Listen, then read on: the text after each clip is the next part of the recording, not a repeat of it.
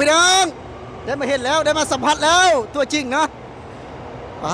พี่น้องบ่ยอดได้มาเห็นบ่เคยเห็นบ่ดินนะบ่เคยเห็นพี่น้องบ่เคยเห็นจังได๋คือรถไฟความเร็วสูงบ้านเฮาก็มีแล้วบ่ได้ไปนั่งบ่ได้ไปนั่งราคาแพงเด้เท่าไหร่โอ้3-4 แสนผู้บ่นั่งนะก็หลายร้อยบาทนะรถไฟความเร็วสูงนะแม่นเอารถไฟนี่ได้จักบาทนี่12,000 กีบ 12,000 กีบบ่ยอดได้นั่งแล้วเขาไปนั่งแล้วข้างในได้นั่งแล้วเมื่อกี้นี่มาเมื่อกี้งามบ่โอ้ยสะอาดถ้าว่าคะแนนเต็ม10เจ้าให้เท่าไหร่20เลยให้20เลยให้เกินงามเกินพี่น้องโอ้ก่อนอื่นก่อนเลยขอกราบสวัสดีพี่น้องก่อนไหมสวัสดีครับพี่น้องเบิร์ดสุภุสุคนเนาะมื้อนี้บ่ยอดได้มาเห็นไม่ได้สัมผัสแล้วนะคือว่ารถไฟนี่เพิ่นแบบว่าแบบสไตล์แบบรถไฟญี่ปุ่นนะเป็นบอกมีสายไฟข้างบนสไตล์แบบรถไฟญี่ปุ่นเป็นสายแรกอยู่ในประเทศไทยนะคือแบบสิมีสายไฟอยู่ข้างบนตลอดที่บอกมีเสาสายไฟเห็นบ่นี่แบบเราสไตล์แบบของญี่ปุ่นเป็นสายแรกนะที่อยู่ในประเทศไทยแบบนี้นะบ่ยอดแปลว่าได้มานั่งแตกต่างกับสายสีชมพูแตกต่างกับ BTS บอกจะแตกต่างกันคือถ้าพิดขึ้นเข้าไปเนาะเวลาเขาย่างขึ้นบ่ยอดย่างขึ้นไปบ่ยอดตกใจว่าในราคา20 บาทนะ20 บาทราคา20 บาทไอเฮานั่งติดแอร์เนาะติดแอร์ถามว่าเป็นบริษัทของเป็นบริษัทของเอกชนถามว่าได้กำไรบ่20 บาทบ่ได้เด้อันนี้คือรัฐบาลเพิ่นสนับสนุนให้คนนั่งรถไฟให้คนออกมาเที่ยวรังสิต20 บาทในราคา20 บาทแม่นอันนี้ดิเพิ่นเฮ็ดใน20 บาทตั้งแต่ปี66และสิ่งสำคัญในต้นคือบ่ยอดมาเห็นเนาะคือเฮามาอยู่จุดนี้มันบ่เฮามาเวลาเฮามารอรถนี่จะบ่เฮ็ดให้เฮาเครียดเด้เฮ็ดให้เฮาสะดวกสบายพี่ทางนี้มันเพิ่นเฮ็ดให้เฮาชมวิวนี่แน่นอนอยู่แล้วเนาะนี่คือหัวคิดนะคือเพิ่นว่าล่ะแบบว่ามีเงินอย่างเดียวนี่สร้างแบบว่าบ่เฮ็ดบ่ได้แบบนี้สลาดพร้อมเด้จังสามารถที่แบบว่าออกแบบนี้ได้นะบ่ยอดอยากให้พ่อแม่บ่ยอดได้มาเบิ่งเนาะอันนี้เหยียบบ่ได้ตัวนี้เนาะบ่ได้คือเขตห้ามเบิ่งอยู่นี่ก็นอนได้อยู่นี่เนี่ยบ่ได้เปื้อนอยู่นี่เด้บ่ได้เปื้อนเด้โอ้ลุกขึ้นเฮ็ดให้เขาสิว่าบ้านนอกบ่เขาสิว่าเสียภาพลักษณ์เขาเฮ็ดได้แบบซั่นแม่นโอ้นั่นเป็นยังไงบ่ยอดน่ะโอ้ยอีพ่ออีแม่ถ่ายให้บ่ยอดแน่นี่โอ้ฮะเปิดนอนแจ๊บมาเบิ่งแน่อยากให้บ่แจ๊บนำมาเบิ่งเนาะบ่ฮู้ว่าเพิ่นอยู่ไสตอนนี้นะเพราะว่าตอนนี้บ่แจ๊บไปรออยู่รังสิตบ่แจ๊บอาจจะเพิ่นบ่เคยเห็นนะบ่แจ๊บมาอยู่20 กว่าปีแล้วนะย่านบ่เคยเห็นนะบ่แจ๊บบ่มีบุญบ่แจ๊บนะบ่ยอดแซะเลยบ่แจ๊บบ่มีบุญครับบ่แจ๊บบ่มาเห็นต้องมีบุญบ่ถึงจะมาเห็นมีบุญแล้วบ่แจ๊บมาอยู่20 กว่าปียังบ่ได้มาเห็นน่ะเพิ่นบอกว่าจังซี่อยากเห็นความเจริญในชาตินี้ต้องมาเบิ่งที่ประเทศไทยบ่ต้องรอชาติหน้าทีแรกน่ะคิดบ่โบเนาะบ่ยอดแบบว่ามาเห็นแบบนี้นะมาสิ่งเวลาเห็นยนต์ขึ้นนะบ่ยอดยิกแขนตัวเองเบิ่งยิกแขนเองแบบพิสูจน์ว่าเจ้าของนี่มาเห็นจริงๆบ่หรือว่าฝันซื่อ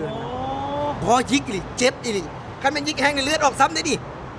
เพราะฉะนั้นคือแบบว่าเฮาได้มาเห็นนะคือบ่ยอดก็ได้มาเห็นกันแบบว่าตื่นเต้นถ้าว่าความตื่นเต้นบ่ยอดนี่บ่ยอดอาจจะ acting บ่คือนะ acting ที่แบบว่าเกินจริงนะแต่เพราะว่าบ่ยอดนี่ acting บ่ได้ acting เลยออกมาจากใจนะตอนนี้เว้านี่เอาสิบ่ยอดไปถามตัวอีเด้อจากใจอีเด้อแม่จะตื่นเต้นอีหลีเด้อเจ้าเฮ็ดเพื่อเอายอดวิวซื่อเอาสมมุติว่าเอาบ่ยอดจะถามเนาะบ่ยอดก็อยากอธิบายให้ FC เอาสมมุติว่าคือพี่น้องเนาะบ่เคยไปคือเพิ่นนี่ได้ไปแบบว่ามีโอกาสได้ไปต่างประเทศเนาะหรือว่าแบบว่าบ่อนมันเจริญปารีสมันหยังก็แล้วแต่นะมองเจริญเพิ่นก็สิแบบว่ารีแอคบ่คล้ายๆเฮานะเพราะฉะนั้นคือกันบ่ยอดนะเคยอยู่แต่ในโคนตุ่มนะแม่นบ่ตื่นมาไปไถนาเนาะจับรถอีแตนไปนะไปไถนาโคนตุ่มพี่เนาะถนทางบ้านเฮานะเวลาเฮาเข้าทางนะแล้วพอเฮามาได้เบิ่งนั่นก็ในนี้นะเฮาได้มาเห็นแบบนี้นะมันงามนะมันคือแบบว่าเฮาผันทีแรกบ่ยอดคือว่าบ่ยอดยังยิกแขนตัวเองว่าพันไปบ่หรือว่าความจริงพอได้ไปเห็นแล้วความจริงพี่น้องความจริงเนาะความจริงที่แบบว่าคือเพิ่นเว้าแหละเนาะถ้าหากว่าอ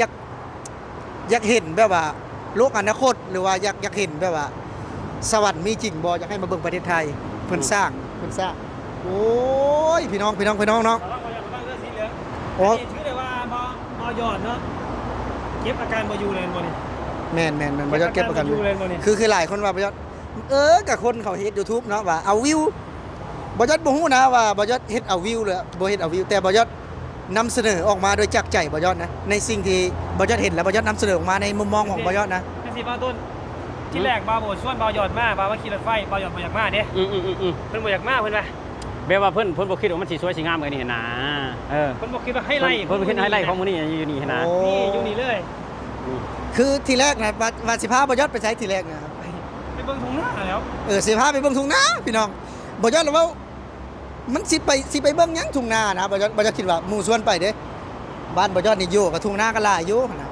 เจ้าสิเอาแบบใดโคนตุ่มบ่พุ่นดินแดงบ่ยอดสัมผัสมาแล้วนะบ่สิพาบ่ยอดไปทุ่งนาก็บ่ยอดจังบ่อยากไปนะคันเว้าแม่นพาบ่ยอดมาเบิ่งไปนี่บ่ยอดก็ว่าโอ้ยไปบ่ยอดบ่เคยเห็นเด้แม่นบ่ แต่สิ่งที่สำคัญบ่าวยอดเจ้ายืนเบิ่งตัวนี้เพิ่นบ่ได้เก็บเงินน้ำเจ้าเด้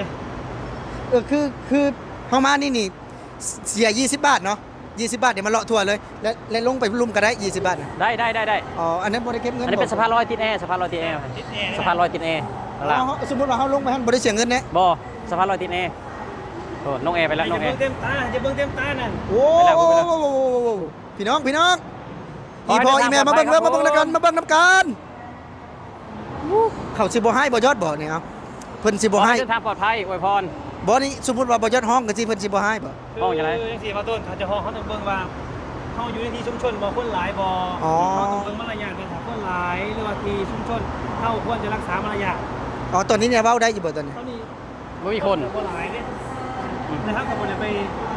รบกวนคนอื่นให้บ่ยอด อ๋อ เก็บอาการได้คุณดีเขาแต่ว่าอาจจะใส่ไม้ได้เสียงดังเนี่ยอาจจะเป็นไม้เนาะเสียงดังอาจจะมันก็ดังแต่มื้อนี้เก็บอาการบ่อยู่เลยบ่นี่ขอระบายอาการในความตื่นเต้น แม่นขอแบบว่า ปกติกับบ่ได้เคยออกอากาศนี่นะปกติบ่ยอดถ่ายคลิปจะบ่ได้ออกอากาศแบบนี้นะแต่มื้อแรกเลยที่บ่ยอดว่าโอ้ยหั่นนะเพราะว่า ที่บ่ยอดเห็นนี่ยังมีใหญ่กว่านี้อีก ไอ้เขาห้องหยังวะสนามบินเนาะ สนามบินนี่คือดอนเมือง อ๋อ และยังมีสนามบินสุวรรณภูมิ คือเพิ่นเฮ็ดให้แบบว่า เอาจนแบบว่าคนมันนอกเครื่องบ่ยอดนี่เป็นตาย่านน่ะพี่เนี่ยมันเป็นตาย่านมันเจริญมันงามมันใหญ่นะเอาจนแบบว่าเป็นตาย่าน นี่รถบัสอันนี้แอร์เย็นสุดยอดเลยนี่ นั่นแหละบ่ยอดถามมาบ่ว่า เสียเงินบ่สมมุติว่าเฮาซื้อตั๋วแล้วนี่เสียเงินอีกบ่ บ่ได้เสียอะไร อ๋อ บ่ได้เสียอะไร คือซื้อตั๋วแล้ว ก็อยู่ในหันคือรถอันนี้นำเฮาไปหาเครื่องอะ รับผู้โดยสารไปขึ้นเครื่อง เครื่องจอดไกล รถโดยสารที่หรูข้างในน่ะมีบ่งจับหลายที่สุดแล้วก็แอร์เย็นที่สุดรถทัวร์นี่นะรถบัสนี่นะ หลังจากซื้อตั๋วแล้ว แม่น นั่งฟรี นั่งฟรีไปหาเครื่องขึ้นเครื่องเขาพาไปเราไปขึ้นเครื่อง คือเสียเงินนี่เริ่มต้นในราคาเท่าไหร่เริ่มต้น ๆคือถ้ามาซื้อตรงนี้ก็จะอยู่ประมาณที่ 2,000 กว่าบาทเนี่ยบินทางภายในประเทศ ถ้าเฮาจองได้ซั่น จองก็บ่แน่ใจน่าจะถือกว่านั้น ถือว่า แต่ว่า 2,000 กว่าบาทนี่ประหยัดเวลานะเขาบ่เหนื่อยจากการเดินทางแต่เขาไปอุบลเนี่ย1 คืนนะ แต่ว่านั่งรถเนี่ยชั่วโมงกว่าๆอาจจะมาถึงชั่วโมงนั่งเครื่องบินนะ มาอะไรต้นไม้อะไรถ่ายบ่ยอดได้ไหมถ่ายข้างๆได้ไหมวู้พี่น้อง ถึงเครื่องบินแล้วพอยอด โอ้พี่ต้นพี่น้ามาพี่ดิงเนี่ยผมมาแล้วนี่นะโอ้โลมันเปลี่ยนไปที่ไหนตัวน่ะ จุดจอดรับส่งบริเวณแจ้งวัฒนาซอย5โดยให้บริการทุก30ในวันจันทร์ถึงวันศุกร์ โลมันบ่เฮาคิดว่าโลน้อยๆเนาะ ฮะ บ่ยอดคิดว่าบ่แม่นโลแบบนี้เด้หากไปเห็นเด้เนี่ยนั่นน่ะไอ้โลรถไฟนะ ก็รอแบบนี้แหละ คิดเมื่อเขาคิดว่าน้อยๆนะ พอยอดสิถามพอยอดเนี่ยถ้าเป็นอยู่บ้านตัวเองเนาะมีสนามบินบ่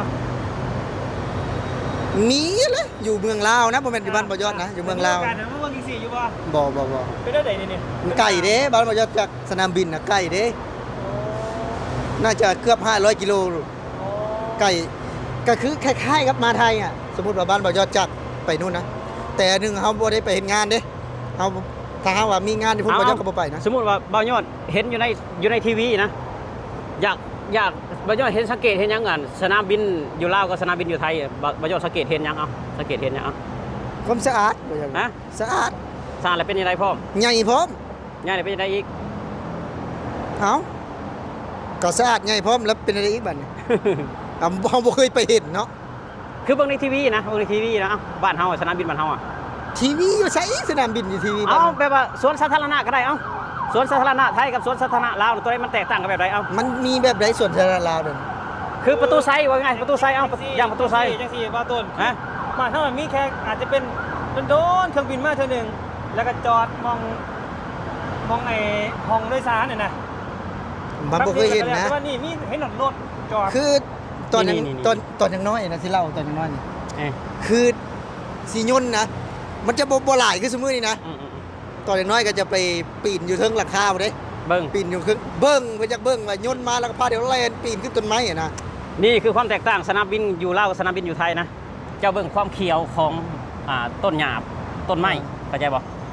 คือควรอุดมสมบูรณ์น่ะสะอาดอุดมสมบูรณ์แล้วก็ใหญ่พร้อมคือบ้านเฮาบางทีมันใหญ่อยู่แต่มันแดงมันแห้งมันตายเข้าใจบ่ โอ้ เอามันสิแห้งหยังมันแดงหยังเด้ มันแดงแล้วคุณบ่มีคนหดน้ำ อยู่สนามบินก็สิมีผู้ เจ้าเห็นวงเวียนไดโนเสาร์สวรรณเขตบ่ บ่ได้ไป มันเขียวบ่ถามนี่เห็นหญ้าประตูไซมันเขียวบ่มันบ่เขียวแบบนี้ มันก็จะเขียวอยู่เลยบาต้น เขียวหน่อยนึง ตอนฝนตก แม่นเขียวตอนฝนตกแต่บ่ หน้า มี นี้จะเขียวอยู่เนาะ บ่ต้นไปเลยนะบ่ต้นไปแล้วมันบ่เขียวมันบ่แบบนี้ทุกคนจะเบิ่งหาเดี๋ยวเบิ่งหาเห็น อุ้ยนี่บอยอดเครื่องบิน หาคือสีขาวอันนี้ อ้าวบ่ยอด ฮะ เจ้าเห็นแบบรถลากเครื่องบินนี่เจ้าคิดเห็นยังเอาคิดเห็นยังเอาเนาะ ลักรถทิศขี้ตมบ่ บ่แม่น ภาระที่เราต้องสู้ทุกวันแบบนี้แหละนี่เข้าใจบ่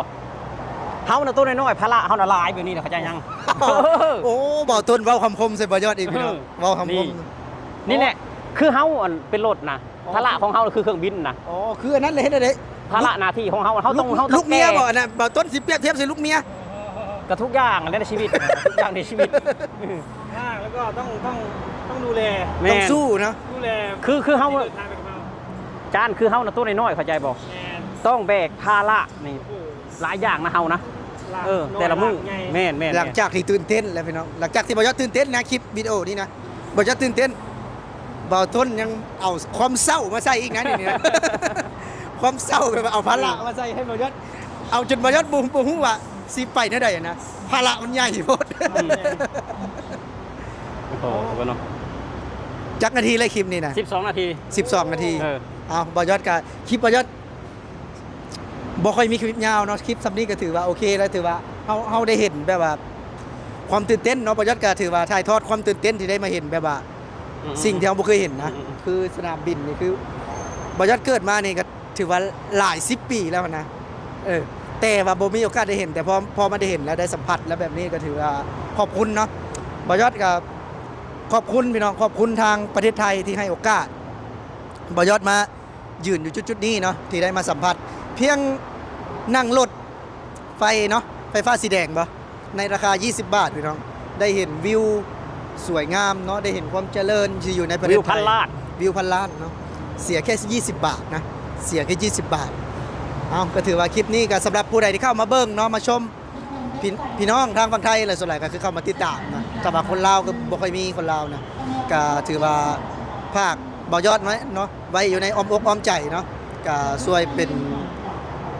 กำลังแห่งใจเนาะสำหรับผู้ใดที่เข้าเมืองก็ขอให้มีสุขภาพแข็งแรงพี่น้องโชคหมานร่ำรวยเนาะสำหรับวันนี้บ่ยอดจะขอลาพี่และน้องไปก่อนสวัสดีครับ สวัสดีครับ สวัสดีครับบอยอดบ๊ายบาย สวัสดีครับ